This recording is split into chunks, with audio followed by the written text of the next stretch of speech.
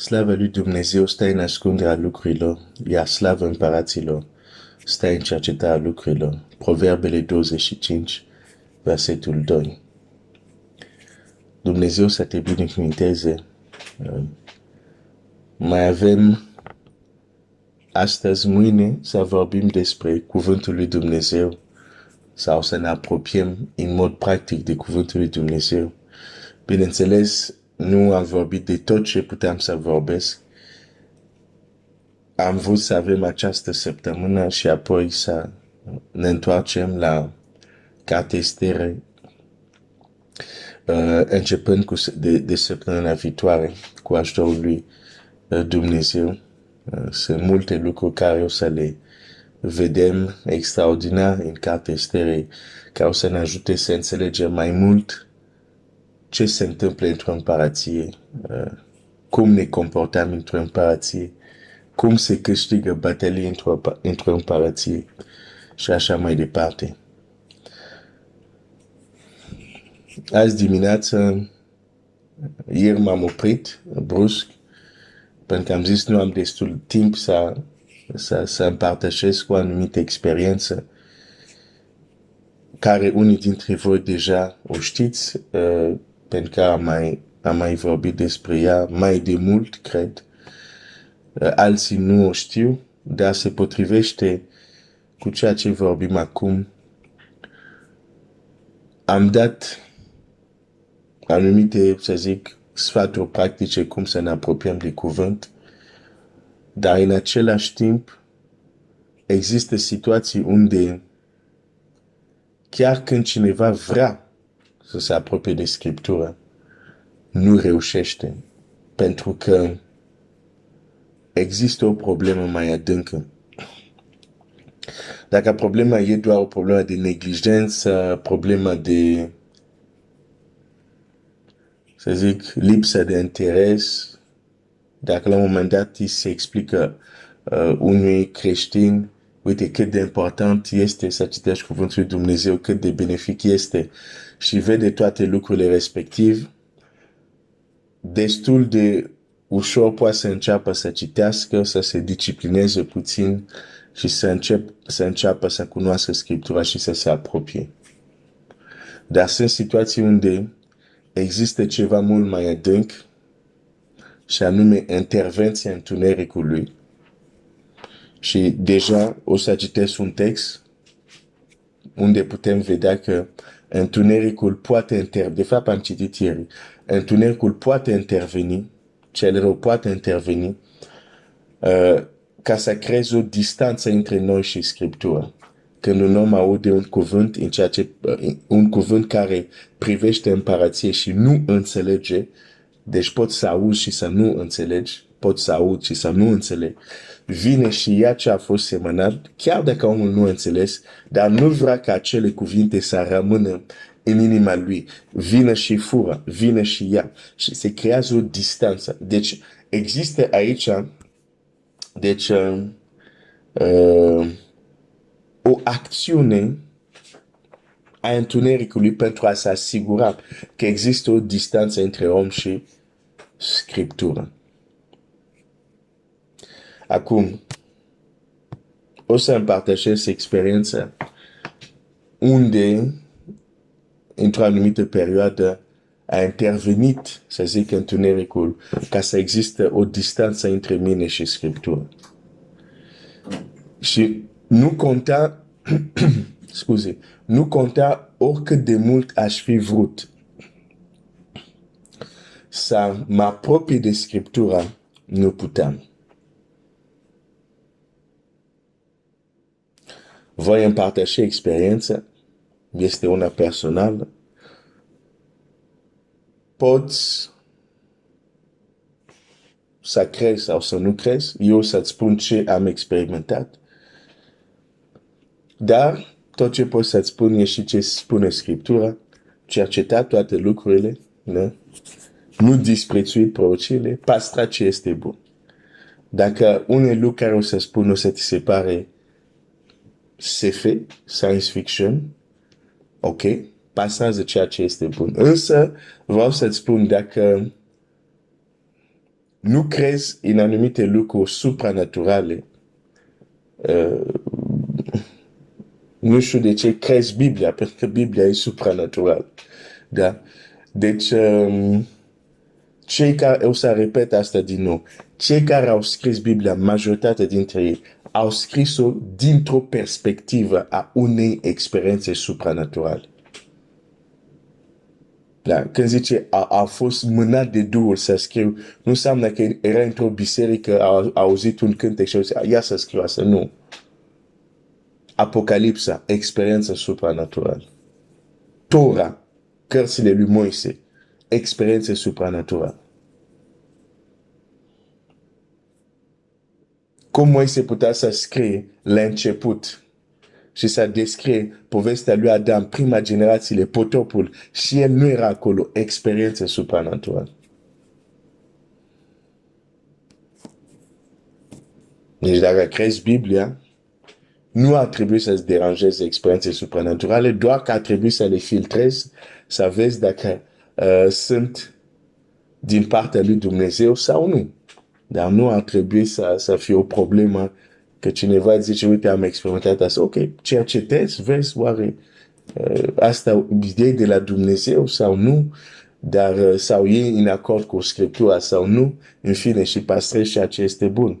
Da? Ok, am zis toate astea în introducere pentru a ajuta pe unii. Să nu încep direct așa cu... Ok. Într-o perioadă, asta e experiența, ți-o spun să încerc câteva cuvinte. Într-o perioadă unde citeam Scriptura cel mai mult, adică mă otarisem, era al doilea an după ce Domnul Iisus m-a mântuit,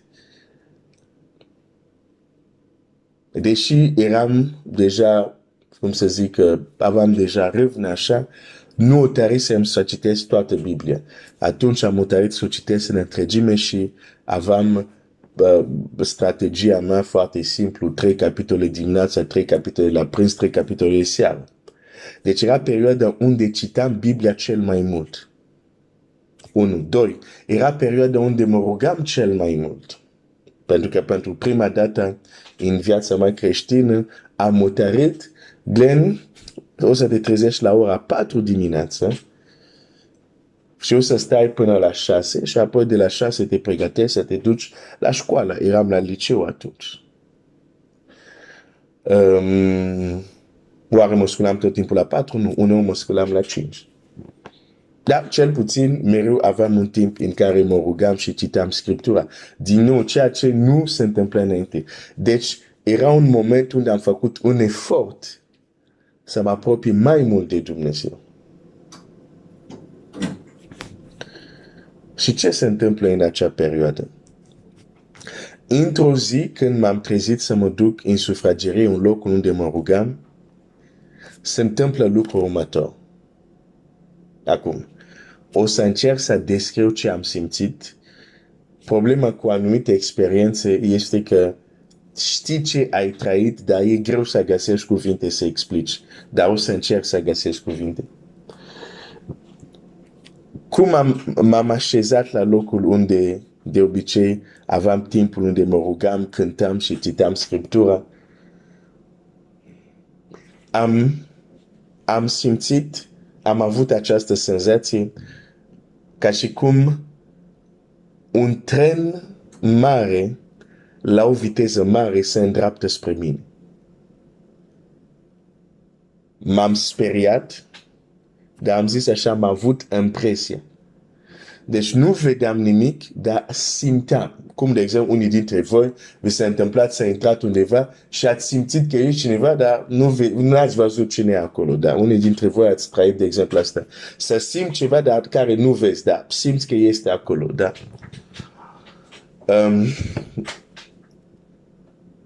Și m-am speriat și nu, bine, asta a durat câteva secunde.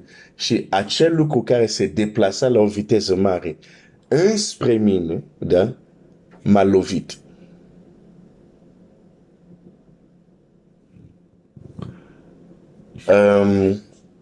M-am speriat, am fugit din sufragerie ca să mă duc în dormitor. Eram speriat, nu mi s-a mai întâmplat. apoi am zis, dar stai puțin, tu crezi în Dumnezeu, tu crezi în Isus, tu crezi tot timpul în Isus, ai victorie. Zic, întoarce-te. M-am întors în sufragerie și am încercat să mă rog, dar a fost tare, tare greu. Tare greu. Din acel moment a început să se întâmple fenomene ciudate.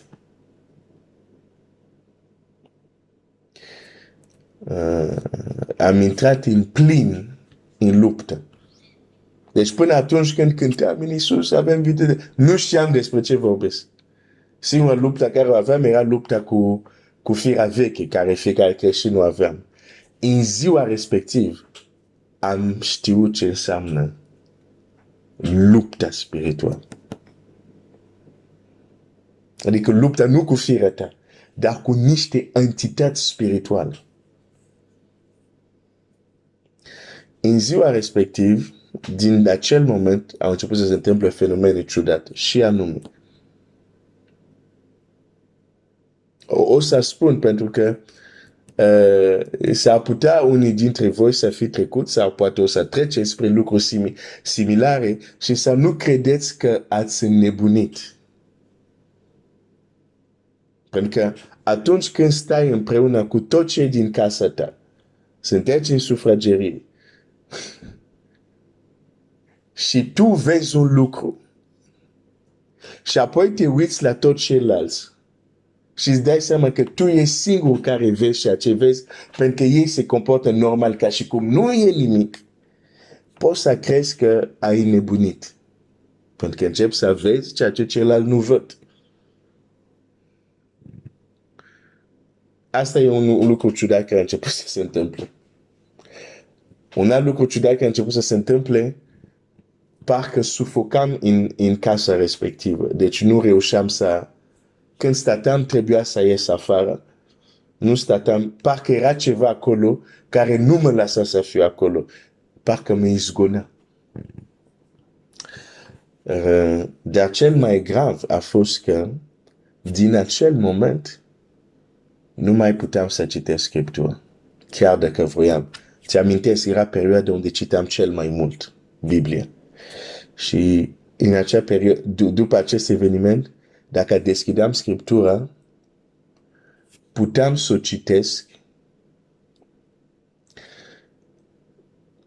doar câteva secunde. De ce? Pentru că atunci când o deschideam, mi se oprea respirația. Efectiv, nu puteam să respir. Deci puteam să citesc Biblia atât de mult cât puteam să rămân fără aer. Nu prea mult timp. Deci, când simteam că nu mai avea aer, când închideam Scriptura, puteam să respir. Deci era foarte evident că era o forță acolo care zice, tu nu deschizi cartea asta. Și nu e vorba că nu vroiam să citesc Scriptura. Din nou îți zic că era perioada unde citeam mai mult Scriptura. Dar o forță s-a opus. Invizibilă. Dar foarte tangibilă pentru mine. Aceste experiențe la începutul vieții creștine m-a tulburat foarte mult. Și m-a marcat. M-a marcat pentru că am înțeles că din nou, bine, ieșiserăm deja de o religie, ca să zic așa, și l-am primit pe Domnul, dar atunci am intrat în confuzie pentru că am zis, dar stai puțin, acum sunt mântuit, sunt iertat, sunt copilul lui Dumnezeu. Cum să se întâmple așa ceva? Oare a fost fals tot ce am trăit? Oare nu sunt cu adevărat un copil al lui Dumnezeu? Și știi de ce vin aceste îndoieli? Pentru că aveam o perspectivă copilărească despre credința și viața creștină. O perspectivă de la grădiniță. O perspectivă, o teologie care nu funcționează în lumea reală. De aceea uneori mă auzi să spun lucruri care sună ciudat. Pentru că pe mine nu mă interesează teologia doar de dragul teologiei. Oare ceea ce spui funcționează în lumea reală? De asta îmi place oameni de știință. Ei descoperă un principiu, găsesc aplicații practice și vor să vadă oare funcționează în lumea reală. Noi, oameni religioși, sunt mai mult visatori. Mă scuz că spun asta. Da? Deci oameni religioși vor crede, vor spune, vor crede în anumite tradiții, vor crede în anumite teologii, chiar dacă nu funcționează în lumea reală. Nu. Teologia sau credința a Domnului Iisus funcționa în lumea reală. Nu era doar o chestie care stătea pe munte și se ruga și rămânea acolo. Nu, nu, nu. Când cobora de pe munte avea impact în lumea reală. Avea răspuns la probleme reale ale oamenilor. Și aici este testul.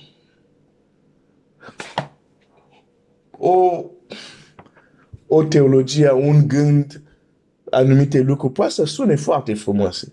Dar când foarte tânăr, la 18 ani, m-am lovit cu realitatea crudă acestei lume întunericului, nu mai încălzește mesaje doar care sună frumos.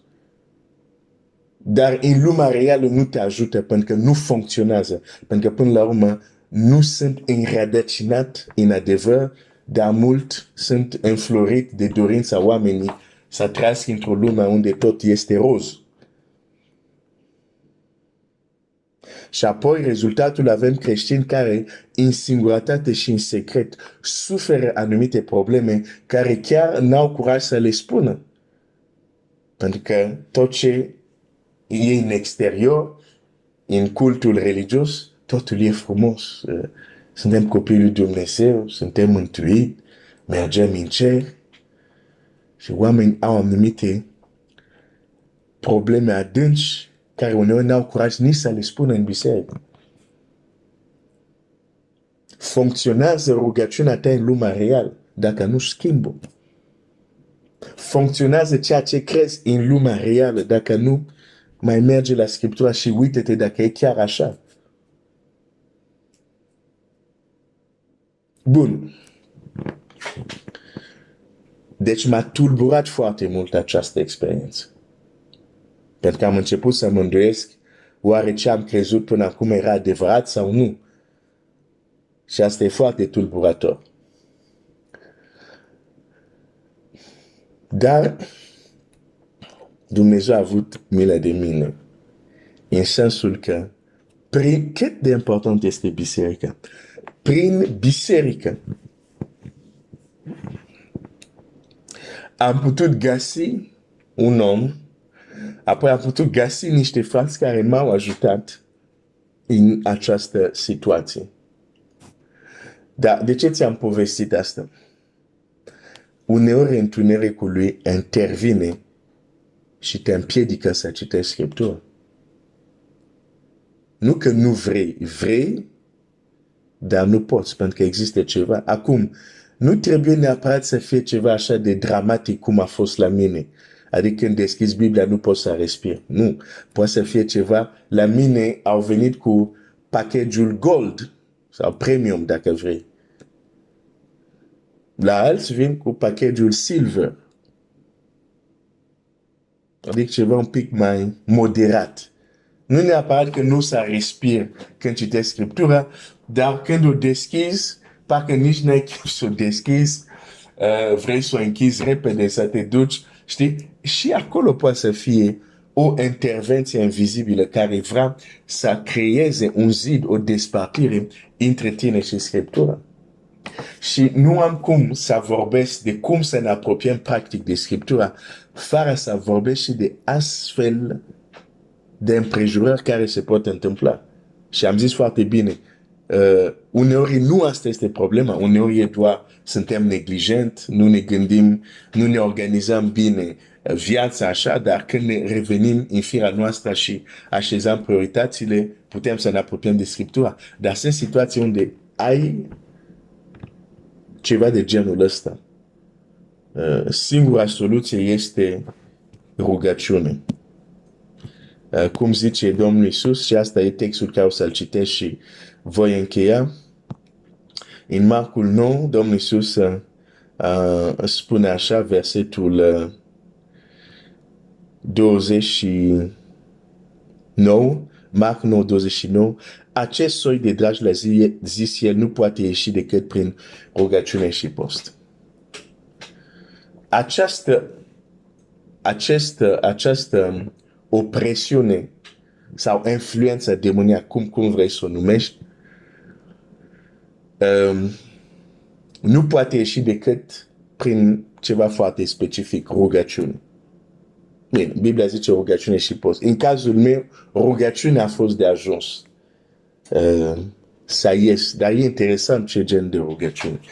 Cred că astăzi, la încheierea săptămânii de rugăciune, probabil voi vorbi despre împrejurare, cum am ieșit de problema aceasta. Acum nu să am timp, că e deja, văd că timpul e deja înaintat, dar există situații unde, și asta nu doar în ceea ce privește Scriptura. Scriptura, ți-am zis, pentru că vorbim de Scriptura acum, dar poate interveni și ceva întuneric ca să nu te rogi.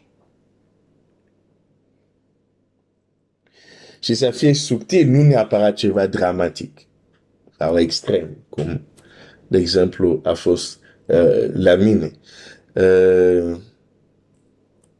Dar există soluție. Asta vom să zic. Există soluție. Și în cazul când intervine o astfel de forță întunericului, până prin rugăciune, această forță nu este alungată sau această influență nu este zdrobită, poți să predici și să arăt câte strategii de citire a Bibliei cât vrei tu la omul respectiv, nu va reuși.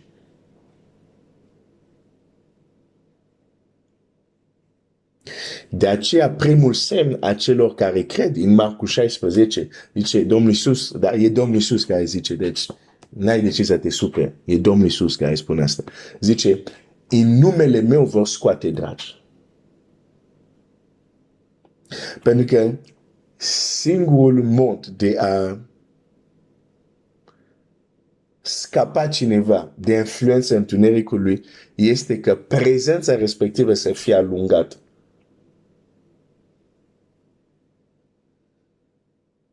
Da? Ok.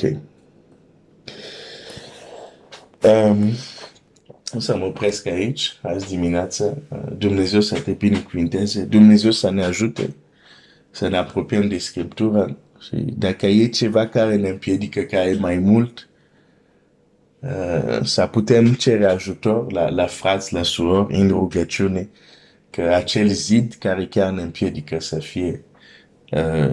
fie răsturnat și să putem să ne bucurăm de ce Dumnezeu a pus în cuvântul Său pentru noi. Hai să ne rugăm. Tată Ceresc, mulțumesc pentru cuvântul Tău, mulțumesc pentru că este bogat și vreau să mă rog pentru fiecare dintre noi, pentru sora mea, pentru fratele meu. Ajută-ne să ne apropiem de El și atunci când o facem, dacă există o împotrivire puternică, dă-ne înțelepciune să ne rugăm, dar și să cerem ajutor în rugăciune, ca acea împotrivire din partea dușmanului să fie alungată ca să putem fără probleme să ne bucurăm de cuvântul Tău. Tată, îți mulțumesc în numele Lui Iisus. Amin.